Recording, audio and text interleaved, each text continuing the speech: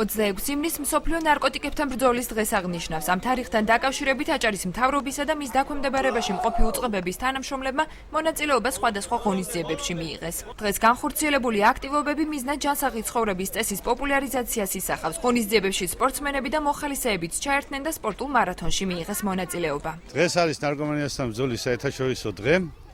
ეს დღე გამორჩეულია იმით, რომ დღეს საზოგადოებები მღვებულობს მონაწილეობას, როგორც სამთავრობოები, ასე არასამთავრობო სტრუქტურები, მთელი საზოგადოება, აჭარის მთავრობა, სამინისტროები და დაგეგმილი არის სხვადასხვა ღონისძიება.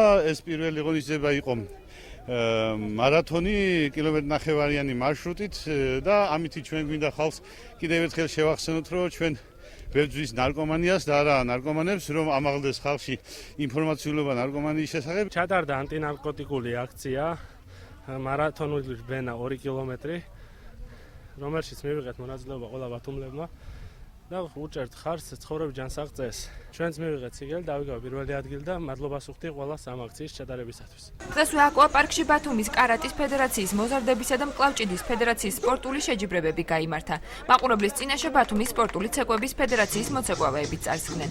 ღონისძიებებს აჭარის მთავრობის თავმჯდომარე სამინისტროების წარმომადგენლებთან ერთად ესწრებოდა. დღეს ესწრება ჩვენს ღონისძიებას სამინისტროები, ჩვენი აპარატი მთლიანად და პლუს შინაგან საქმეთა სამინისტრო. ჩვენ მინდა გამოვაცხადო, რომ ნარკომანიის ბრძოლის დღესთან დაკავშირებით აჭარაში მიმდინარეობს ზემომთიან რეგიონებში ველური კანაფის განადგურების პროცესი.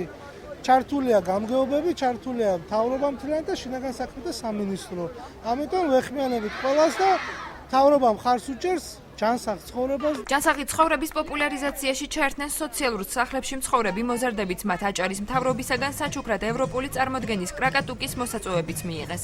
26 ივლისი ნარკომანიასთან ბრძოლის საერთაშორისო დღედ 1987 წელს გაერთიანებული ერების გენერალური ასამბლეის მიერ გამოცხადდა და მას შემდეგ ყოველწლიურად აღინიშნება.